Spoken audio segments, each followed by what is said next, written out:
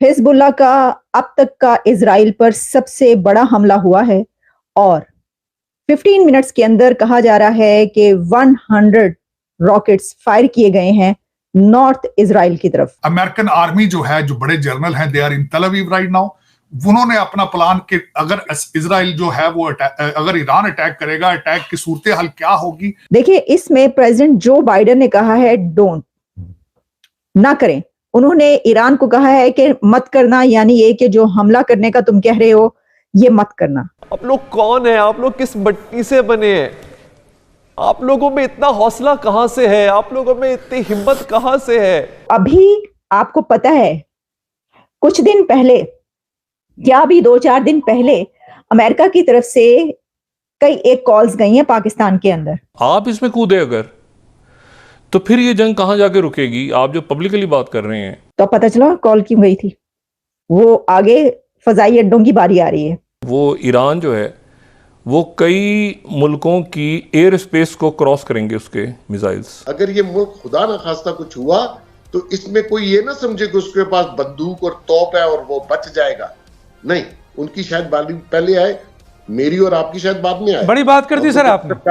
اللہ کی قسم کسی بھی مسلمان کو ہم معاف نہیں کریں گے۔ جس مسلمان کے ہاتھ میں کچھ تھا اور نہیں کیا، انہوں نے کچھ کر سکتا تھا اور انہوں نے نہیں کیا ہے، قیامت دن تک معاف نہیں کریں گے۔ اب دیکھیے، جس ملک کو پیسے کی ضرورت ہوگی، جو کہ کوڑی کوڑی کو محتاج ہوگا، دنیا بھر میں جو ہے وہ بیگنگ بول جو ہے لے کر پھر رہے ہوں گے، اور اس کے اندر پیسہ تو چاہیے ملک چلانے کے لیے، ظاہر ہے۔ جے ہند دوستوں، فنتنتر میں آپ کا سواگت ہے۔ جیسے کہ آپ کو پتا ہے کہ اسرائیل اور فلسطین کے بیچ یدھ چل ہی رہی تھی کہ ایران نے بھی اسرائیل پر اٹیک کر دیا۔ اسرائیل اب 2 مورچوں پر لڑائی لڑ رہا ہے۔ ادھر اسرائیل پر فلسطین کے آتنکی سنگٹھن حماس حملہ کر رہا ہے اور ادھر سے ایران لگاتار بم برسا رہا ہے۔ دونوں طرف سے گھرنے کے باوجود بھی اسرائیل ڈر کر مقابلہ کر رہا ہے۔ اسرائیل کا air defence system Iron Dome اس اٹیک میں کافی کارگر ثابت ہو رہا ہے۔ ایران کے دوارا شروعات میں لگ بھگ 300 میسائل تتھا ڈرون سے حملہ کیا گیا تھا، لیکن اسرائیل کا آئرن ڈوم لگ بھگ 99% میسائلوں کو ہوا میں ہی انٹرسیپٹ کر دیا تھا۔ حالانکہ اسرائیل کی سرکشا میں امریکہ اپنا یدھ پوت بھومدھیہ ساگر میں تعینات کر رکھا ہے۔ وہیں خبر آ رہی ہے کہ پاکستان ایران کے طرف سے یدھ لڑنے کے لیے راضی ہو گیا ہے۔ جس بھکاری ملک کے پاس کھانے کو پیسے نہیں ہیں، وہ کیا یدھ لڑے گا؟ پاکستان خود TTP اور BLA کے اٹیک کو کنٹرول نہیں کر پا رہا ہے۔ تو چلیے دیکھتے ہیں کہ اسرائیل اور ایران کے وار کو لے کر پاک میڈیا کیا کہہ رہی ہے۔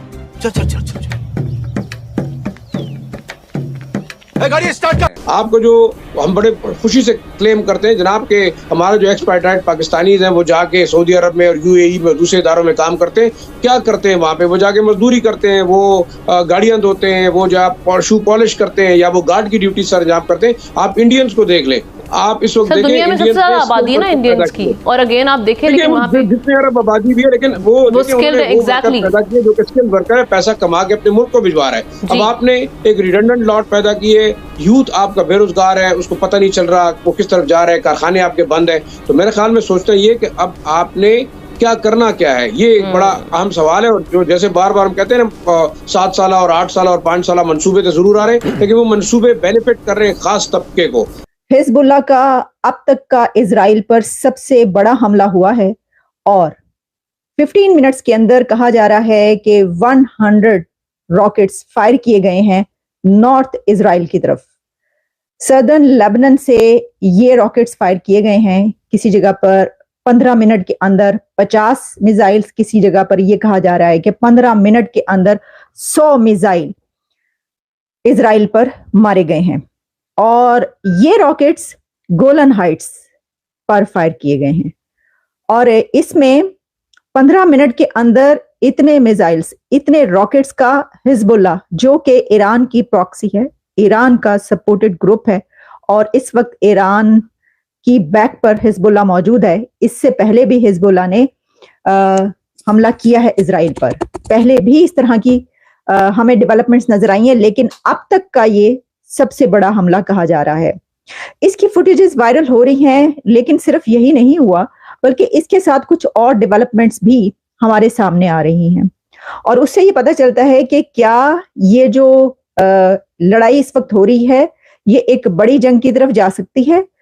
دیکھیں اس میں پریزیڈنٹ جو بائیڈن نے کہا ہے ڈونٹ، نہ کریں.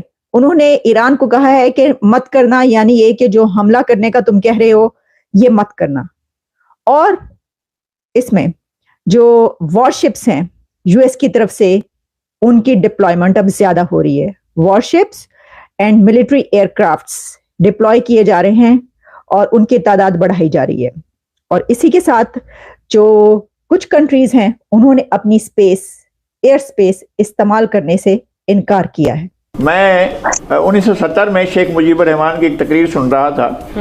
وہ یہ کہہ رہا تھا کہ آپ لوگ ہم 7 کروڑ ہیں اور آپ لوگ ہمیں 7 کروڑ لوگوں کو بنگال سے باہر نہیں نکال سکتے، ہماری سرزمین سے باہر نہیں نکال سکتے. یہ یعنی 7 کروڑ تھے. اور اس زمانے میں ویسٹ پاکستان کی آبادی جو تھی وہ 5.5 کروڑ تھی، فرق تھا 1.5 کروڑ کا.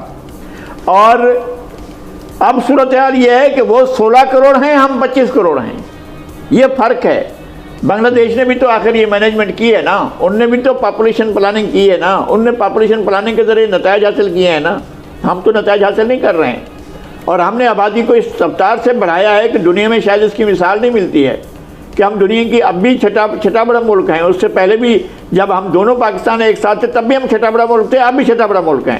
یعنی کوئی فرق نہیں پڑا ہے ہمارے اس میں نمبر آنے میں. ہم اتنی آبادی ہماری جو ہے وہ کم ہوئی. ایک بات یہ ہے. اور دوسری بات یہ ہے کہ آپ کو ایک ہولناک انکشاف کرتا ہوں میں. وہ کیا؟ وہ یہ ہے کہ آپ کی آبادی جو بھی ہے اس میں سے 2 کروڑ 70 لاکھ بچے 14 سال سے کم عمر کے وہ ڈسیبل ہیں، وہ کسی نہ کسی معذوری کا شکار ہیں، ذہنی، بڑی تعداد، جسمانی.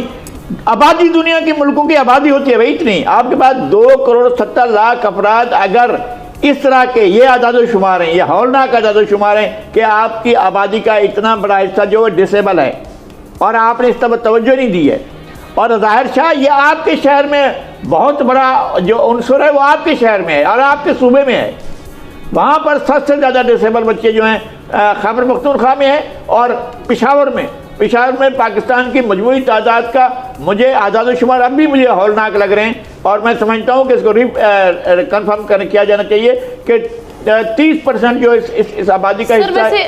لغاری صاحب یہاں پہ میں ایڈ آن کرنا چاہوں گی، اگر دیکھا جائے تو یہ امریکہ، یورپ، وہاں پہ بھی ڈسیبل ہم نے دیکھا کہ کئی ہوتے ہیں جو جن کو آپ اسپیشل چائلڈ بھی کہتے ہیں، لیکن اگین وہ مینج بڑی اچھے طریقے سے کر رہے ہیں، لیکن ان کے اوپر کام کیا جا رہا ہے. ان کے لیے جو کیئر سینٹر بنائے گئے ہیں وہ بڑے معیاری قسم کے، بڑے بہترین قسم کے. یہاں پر ایسے معاملات نہیں ہیں جو المیہ ہیں. یہ لغاری صاحب نہیں، میں یہ کہہ رہا ہوں کہ لغاری صاحب 190 ممالک میں ایک جملہ ایڈ کروں لغاری صاحب. 190 ممالک میں 50 ملک ایسے ہیں جن کی آبادی 2 کروڑ سے کم ہے اور ہم ایک پوری ملک کی آبادی، بچے 2.5 کروڑ ہمارے ملک کی آبادی ہم لے کر بیٹھے ہیں. اتنے بچے ہمارے کسی بھی ملک کی آبادی ہو سکتے ہیں، پوری آبادی ہو سکتے ہیں. ہمارے پاس اتنے بچے ہیں جو ڈسیبل ہیں. ہم نے اس طرف توجہ دی ہے.